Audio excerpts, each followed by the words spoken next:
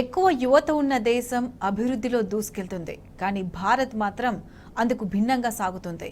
చదువుకున్న యువతకు ఉపాధి కల్పించలేక కేంద్ర ప్రభుత్వం విఫలమవుతుంది. ఏడాదికి 2 కోట్ల ఉద్యోగాలు కల్పిస్తామని చెప్పి నిరుద్యోగులకు మోడీ సర్కార్ మోసం చేసింది.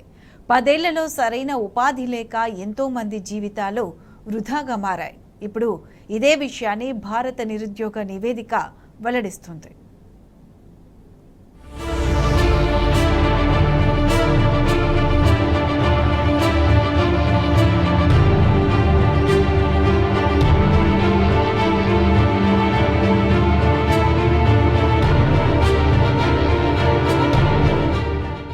భారత్లో నిరుద్యోగం తాండవిస్తుందని అంతర్జాతీయ కార్మిక సంస్థ ILO, మానవాభివృద్ధి సంస్థ IHD సంయుక్త అధ్యయనంలో వెల్లడైంది. భారత నిరుద్యోగ నివేదిక 2024లో పలు కీలక విషయాలను వెల్లడించింది.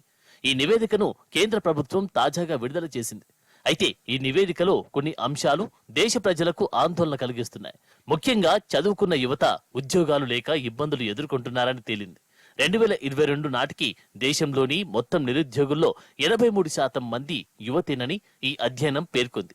అంతేగాక మొత్తం నిరుద్యోగుల్లో చదువుకున్న యువత 2000 నాటికి 54.2% ఉండగా 2022 నాటికి 65.7% పెరిగినట్లు తెలుస్తోంది. ఈ పరిస్థితి భారత్ వంటి అభివృద్ధి చెందుతున్న దేశానికి తీవ్ర ఇబ్బందేనని నివేదిక స్పష్టం చేస్తుంది. ప్రస్తుతం నిరుద్యోగులైన యువ విద్యావంతుల్లో మహిళలు 76.7% ఉంటే పురుషులు 62.2% మంది ఉన్నారు. ఇప్పుడు ఈ అంశాలు అందరినీ ఆందోళన కలిగిస్తున్నాయి.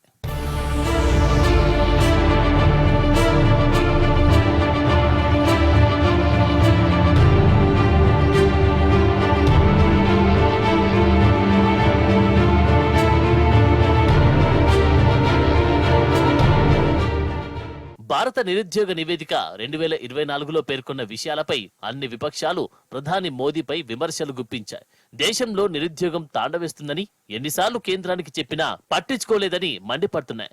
ప్రజల దృష్టి నుంచి ఈ విషయాన్ని దాచేందుకు ప్రధాని మోదీ తమపై విమర్శలు గుప్పిస్తున్నారంటూ ఆరోపించారు. దేశంలో సమస్యలే లేదని, యువతకు ఉద్యోగాలు వస్తున్నాయన్నట్లు నటించారని ప్రతిపక్ష నేతలు విమర్శించారు. కానీ నిజం ఎప్పటికైనా బయటకు వస్తుందన్నారు. మోదీ ఉదాసీన వైఖరి కారణంగా ఈ దేశం రగులుతున్న నిరుద్యోగం అనే బాంబుపై కూర్చుందంటూ ఆగ్రహం వ్యక్తం చేశారు. ఏడాదికి 2 కోట్ల ఉద్యోగాల చొప్పున 10 ఏళ్లలో 20 కోట్ల ఉద్యోగాలు ఏమయ్యాయని ప్రశ్నిస్తున్నారు. కొత్త ఉద్యోగాలు ఇవ్వకపోగా గత 10 ఏళ్లలో 12 కోట్ల మంది ఉద్యోగాలకు దూరమయ్యేలా కేంద్ర ప్రభుత్వం నిర్ణయం తీసుకుందని, ఇప్పుడు వారంతా రోడ్డున పడ్డారని ఆవేదన వ్యక్తం చేస్తున్నారు.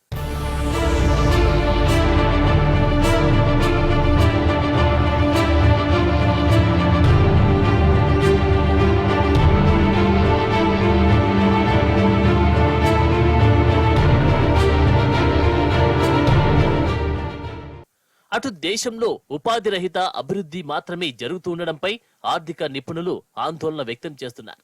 ఉద్యోగ కల్పన కేంద్రంగా అభివృద్ధి జరగకపోవడంతో ఇది భవిష్యత్తులో దేశ అభివృద్ధికి తీవ్ర ఆటంకం ఏర్పడుతుందని హెచ్చరిస్తున్నారు.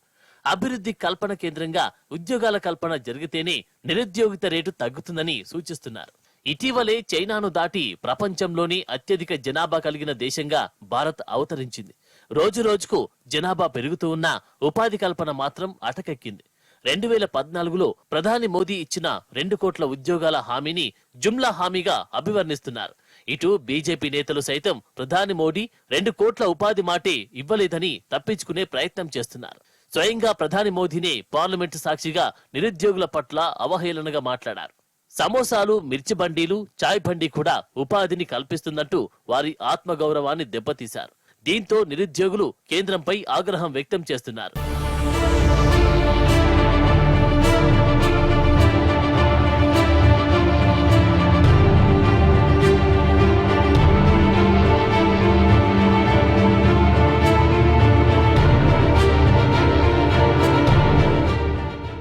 దేశంలో నిరుద్యోగం పెరగడానికి బీజేపీ విధానాలే కారణం.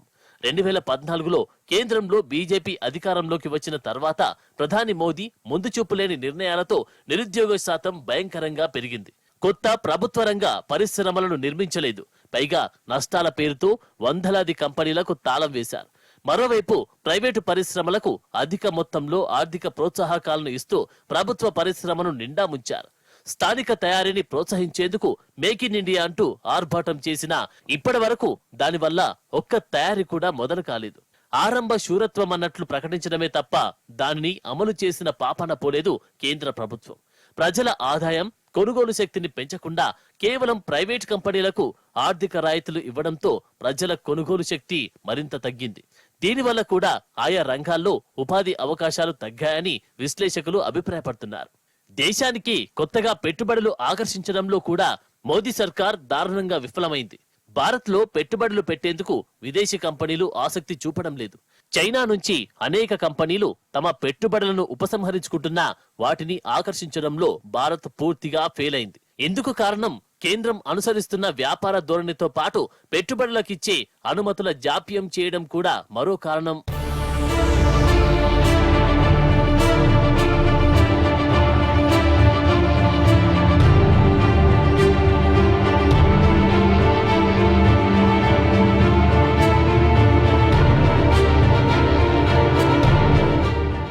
భారత్ సహజంగా వ్యవసాయ ఆధారిత దేశం. దేశంలో సగం మంది వ్యవసాయం, దాని అనుబంధ రంగాల నుంచి ఉపాధి పొందుతున్నారు. 90% శ్రామిక శక్తి గ్రామీణ ప్రాంతాల నుంచి వస్తుంది. అయితే దేశవ్యాప్తంగా యువకులు ఎక్కువ శాతం ఫార్మల్ ఎకనామీలో ఉపాధి కోసం వెతుకుతున్నారు. అక్కడ సరియైన ఉపాధి అవకాశాలు లేకపోవడంతో ఉన్నత విద్యను అభ్యసించిన యువత నిరుద్యోగులుగా మిగిలిపోతున్నారు. చదివిన చదువుకు సరియైన ఉపాధి అవకాశాలను ప్రభుత్వం కల్పించకపోవడంలో బాగా చదువుకున్న వ్యక్తులు తక్కువ స్థాయి, తక్కువ హోదా ఉన్న ఉద్యోగాలను చేసేందుకు ముందుకు రావడం లేదు. దీనివల్ల కూడా నిరుద్యోగ శాతం పెరుగుతోంది.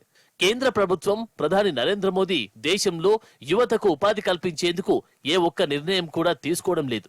వెరసి గ్రామీణ ప్రాంతాల్లో యువతకు, నిరుద్యోగులకు ఉపాధి కల్పిస్తున్న గ్రామీణ ఉపాధి హామీ పథకానికి కొర్రీలు పెడుతుంది.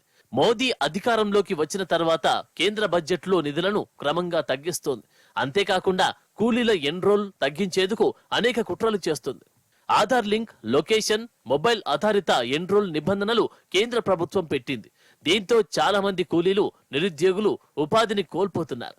ఇదే కొనసాగితే దేశం ఎప్పటికీ అభివృద్ధి చెందిన దేశంగా మారలేదంటూ విశ్లేషకులు సూచిస్తున్నారు.